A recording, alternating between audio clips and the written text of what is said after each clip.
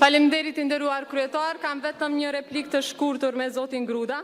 Së pari, nuk është në rregull që nuk e lexon nenin deri në fund, paragrafin deri në fund, pra paragrafin 5 të nenit 31, sepse ky thot kështu: kufizimet e përcaktuara në këtë nen vlejnë edhe për qeverinë në situatën siç përcaktohet në nenin 28 paragrafin 1, nën paragrafin 1.1 të këtij ligji, deri në zgjedhjen e qeverisë së re.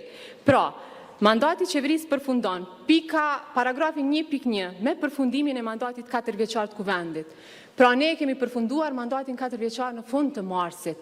Prandaj edhe ligji na lejon, pra kjo qeveri në detyrë që të dërgoj buxhet në kuvendin e Republikës së Kosovës, dhe në këto rrethana mendoj që është jashtëzakonisht e rëndësishme që opozita, LDK, PDK, AK e Nisma, e lista serbe, sepse jeni bërë bashkë gjatë gjithë kësaj kohe, jeni bashkë edhe sot, për të bojkotuar vendime tepër të rëndësishme për qytetarët e Republikës së Kosovës.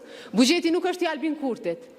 Nëse keni nati me kryeministrin Kurti, po a bëj të qartë, buxheti prej rreth 4 miliardë euro është i shtetit, është i qytetarëve, dhe mendoj që me pas prokurori të përgjegjshme, e profesionale, të gjitha ata të cilët tentojnë me fut vendin në krizë sociale, ish dasht mu përgjigj penalisht. Ne po, kemi mund të bëjmë qeverinë, por ne nuk bëjmë pazare si që keni bërë ju.